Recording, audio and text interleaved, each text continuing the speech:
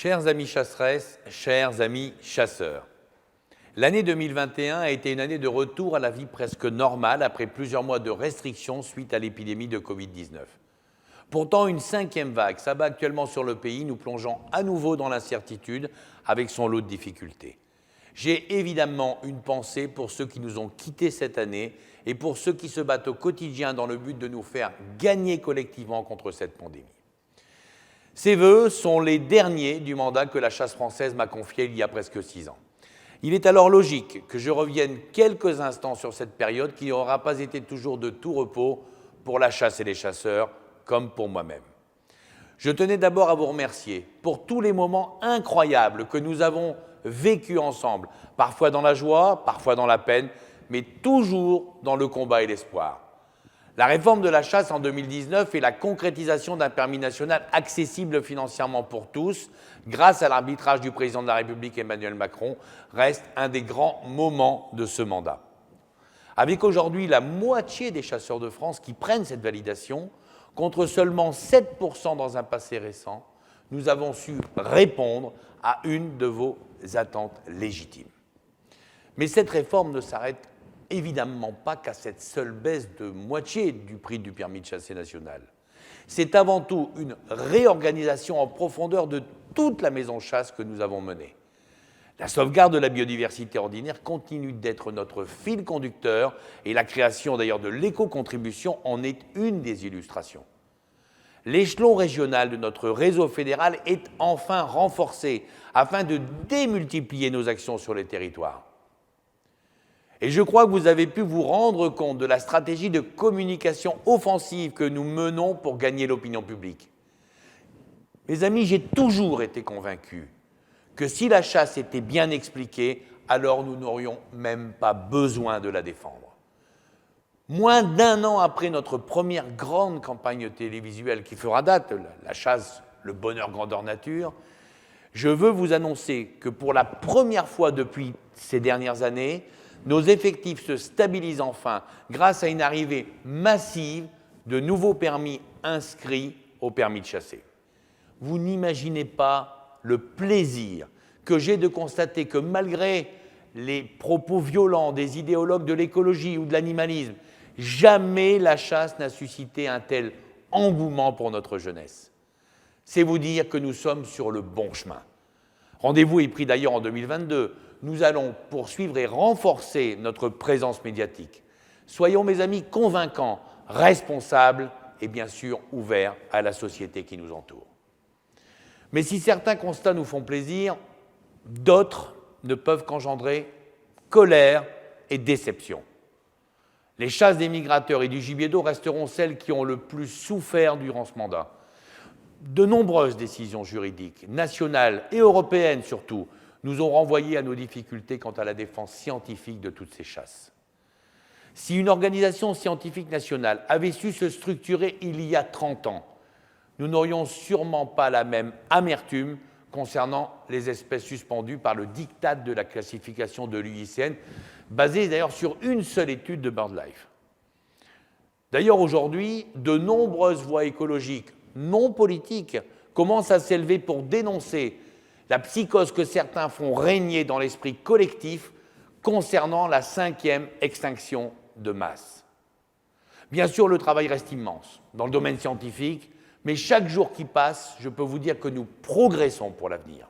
Mais c'était là sans compter sur le passage régulier de la grippe aviaire et de ses désastres pour la pratique de la chasse. Bien sûr, c'est aussi vers les chasses traditionnelles que se concentre actuellement toute mon attention. Certes, nous attendons le jugement sur le fond du Conseil d'État, mais le combat ne fait que commencer, car pour ma part, je n'accepterai jamais que ces chasses, y compris la glu, qui sont l'histoire collective de l'espèce humaine et notre patrimoine rural, puissent faire l'objet d'un tel acharnement comme d'une quelconque suppression. Alors, vous l'aurez compris, ce mandat qui va s'achever dans quelques mois, dans un contexte aussi difficile que celui que nous vivons, ne pourra jamais être tout blanc ou tout noir. Mais s'il y a une chose que je retiendrai de ces bientôt 6 années, c'est que la chasse française, comme l'ensemble de la ruralité, ont relevé la tête comme jamais et que l'espoir que nous portons tous en l'avenir n'est plus si incertain. Mes amis, d'autres temps viendront, bientôt, où nos actions et nos passions retrouveront la légitimité qui est la leur. Modernité et ruralité n'ont jamais été une opposition. D'ailleurs, il est rassurant de constater que nous ne sommes pas les seuls dans ce combat pour une ruralité vivante et respectée. Si nous trouvons la force de rester unis et de nous adapter ensemble, alors nous renverserons ces montagnes de dogmes et d'interdictions généralisées, plébiscitées par les extrémistes verts qui se cachent dans plusieurs partis politiques, nous le savons tous. Force est de constater que l'époque n'est pas à l'apaisement. La radicalité se substitue à la réflexion. L'idéologie tient dorénavant lieu de vérité incontestable. Face à cela, il va falloir faire preuve de pragmatisme et de dialogue à l'approche des 2 grandes élections qui auront lieu en 2022. Les choses évoluent et se décantent chaque jour un peu plus à l'approche de ces échéances. Et il vous faudra accepter de laisser une place prépondérante aux échanges avec les candidats à la présidentielle. Si les manifestations du mois de septembre dernier furent un grand succès médiatico-politique, c'est une évidence. Je pense, mes amis, aujourd'hui, que même si certains attendent avec impatience une nouvelle action au printemps, je ne lancerai pas la chasse française dans une spirale d'opposition, bien sûr si le dialogue prédomine. La manifestation doit rester un mode d'expression comme les autres, mais l'utiliser au mauvais moment et de la mauvaise façon pourrait nous porter un préjudice irréversible, avec bien sûr ces risques d'amalgame ou de récupération qui nous desserviraient. On a suffisamment déformé ou sorti de leur contexte mes propos pour savoir que nombreux sont ceux qui ont intérêt à travestir la vérité pour nous contrer.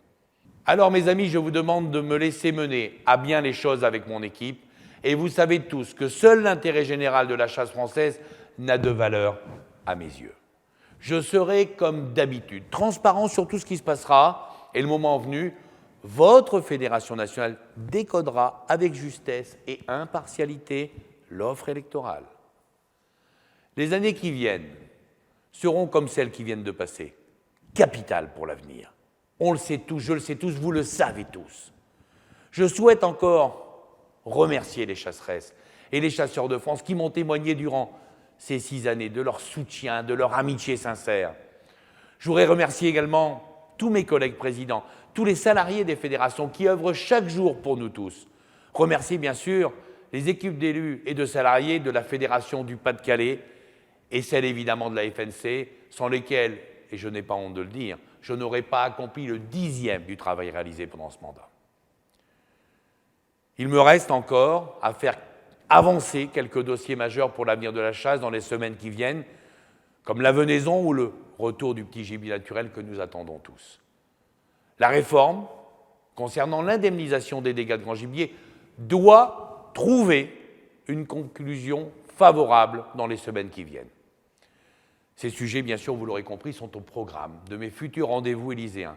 Là encore, je vous tiendrai au courant de ces discussions d'une grande importance pour le futur de la chasse populaire que je défends et que j'ai toujours défendu. Vous le savez, la ruralité et la chasse sont mon ADN, ma culture, mon mode de vie, ma raison d'être. Et je ne regrette aucun des sacrifices personnels que j'ai faits pour notre cause, car elle en vaut vraiment la peine. Mes amis, chaque coup qui m'a été porté m'a rendu plus fort et n'aura fait que renforcer ma motivation dans le combat que je mène chaque jour pour vous. Demain sera meilleur qu'aujourd'hui, j'en suis sûr. Alors ensemble, gardons cette flamme collective, cette envie qui fait briller les yeux des jeunes et des moins jeunes, et soyons surtout fiers de porter ces valeurs de liberté individuelle à la française. Elles ont inspiré le monde entier, alors que certains idéologues d'une nature sous cloche veulent tout supprimer ou tout interdire. Mais d'ailleurs, la société en prend conscience, et nombreux sont ceux qui dorénavant ont compris que l'extrémisme vert est réellement dangereux, pas seulement pour les chasseurs, mais pour tous les acteurs de la ruralité et tous les Français. Je vous souhaite, mes amis, une belle année 2022, qu'elle soit sous le signe de la joie, de la santé et des petits bonheurs synergétiques qui font le sel de nos vies. Bonne et heureuse année 2022 pour vous comme pour vos proches. Et plus que jamais, vive la ruralité et vive la chasse.